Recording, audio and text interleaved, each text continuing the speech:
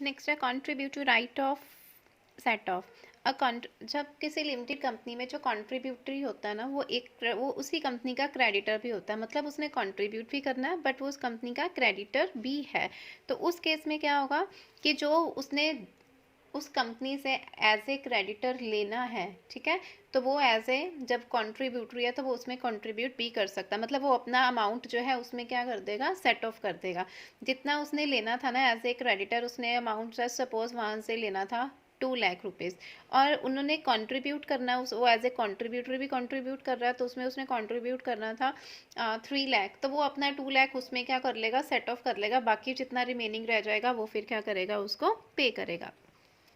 उसके बाद है liability of applicants and allottee of shares. जिनको भी शेयर्स अलॉटमेंट किया, मतलब जिन्होंने कंपनी ने, जिनको कंपनीज ने शेयर्स अलॉट्स किए हैं, जो अलॉटी होते हैं उस कंपनी के, तो वो भी मिनिमम अमाउंट ऑफ सब्सक्रिप्शन सबने क्या किया होता है, पे किया होता है, तो उनको भी उन्होंने क्या करना होता है, उतना अमाउंट वो उनको क्या करेंगे, एप्लीकेंट जो है वो विद इन 2 मंथ, जब उनको शेयर्स क्या किए थे, अलॉट किए थे, तो उसके 2 मंथ्स के अंदर अंदर उनको विद इन 2 मंथ्स, जब उनकी मीटिंग हुई या शेयर अलॉट हुए, अगर तो मीटिंग हुई है तो उस मीटिंग के 2 मंथ्स के अंदर, अगर मीटिंग नहीं हुई है तो फिर जब उनको शेयर इशू किया उसके 2 मंथ्स के अंदर अंदर उन्होंने क्या करना होता है, एप्लीकेंट को उनकी जो भी अमाउंट है, कंट्रीब्यूट अमाउंट जो है वो क्या करना होता है, कंट्रीब्यूट करना होता है।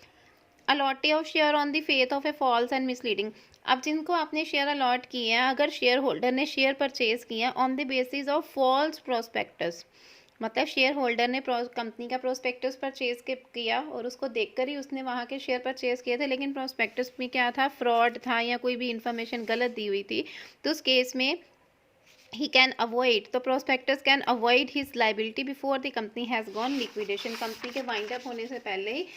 उनकी लाइबिलिटी क्या हो जाएगी, खत्म हो जाएगी, मतलब वो कंट्रीब्यूट नहीं करेगा, क्योंकि उसने जो शेयर्स परचेज किए थे, किस बेस के वो शेयर होल्डर बना था, किस बेस के ऊपर, फॉल्स इन्फॉर्मेशन के बेस के ऊपर, तो फिर बाद में वो उस कंपनी के लिए कंट्रीब्यूट जो है वो नहीं करेगा।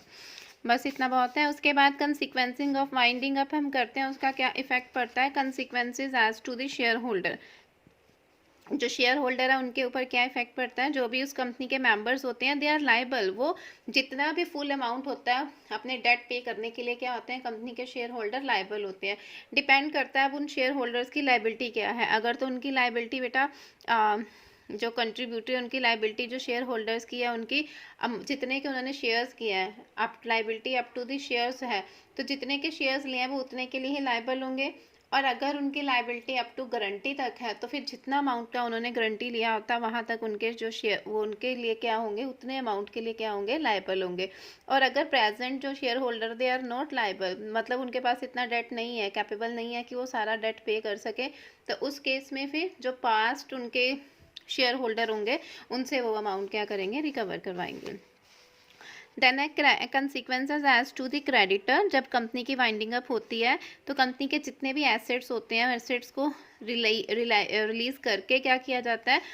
उस कंपनी की लाइबिलिटीज़ को क्या किया जाता है, डिस्चार्ज किया जाता है। ठीक है, वाइंडिंग अप का मतलब क्या होता है, एसेट को रिलीज कर देना और अपनी लाइबिलिटी से वो क्या हो जाते हैं, डिस्चार्ज हो जाते हैं। तो बाद में अगर उनको लगता है कि जितने भी उनके कंपनी के क्रेडिटर्स होते हैं, जिनके लिए उनकी लाइबिलिटी अराइज होती है, उनको वो मनी क्या करेंगे, कंपनी के एसेट रिलीज करके क्या करेंगे, पे आउट कर देंगे। और अगर उनको पे आउट करने के बाद कंपनी के पास कुछ रिमेनिंग बैलेंस बचता है, सरप्लस बचता है, तो वो सरप्लस फिर वो क्या करेंगे, जो उनके शेयर होल्डर्स होते हैं उनमें क्या कर देंगे, मतलब जिन्होंने कंट्रीब्यूटरी था, जिन्होंने कंट्रीब्यूट किया था, उनको डिस्ट्रीब्यूट करेंगे। लेकिन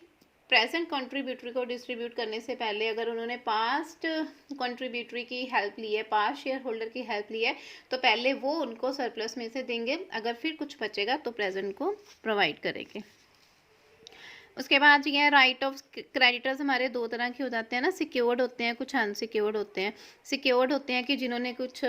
सिक्योरिटी, जिनको सिक्योरिटी के अंडर उन्होंने सिक्योरिटी प्रोवाइड की होती है, और सिक्योरिटी के अंडर रह के वो क्या करते हैं,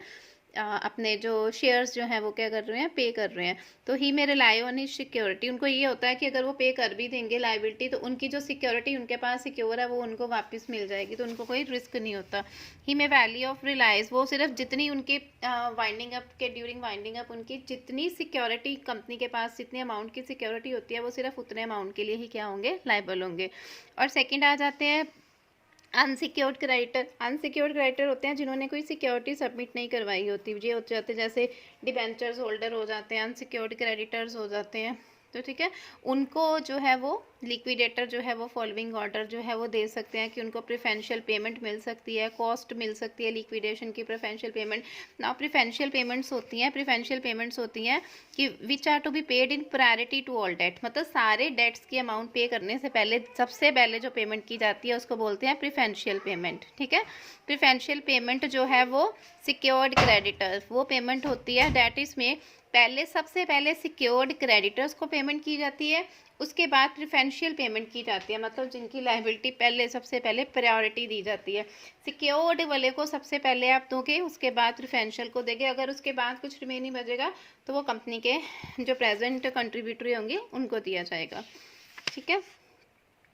ये है कि जितने भी रेवेन्यू उनके कंपनी के रेवेन्यू हुए हैं, टैक्सीज हैं, कोई भी एजुकेशन सेसेस वगैरह हैं, वो जितना भी अमाउंट ड्यू है वो with in 12 month winding up होने के पहले विद इन 12 मंथ उनको पे करना पड़ेगा। ठीक है, और जो भी उन्होंने अमाउंट पे करना है वाइंडिंग अप, जो भी वर्कर इंडस्ट्रियल डिस्प्यूट एक्ट जो हमारा कंपनसेशन एक्ट है उसके अकॉर्डिंग वो अमाउंट जो है वो 20,000, एक पर्टिकुलर क्लेम का अमाउंट 20,000 से ज़्यादा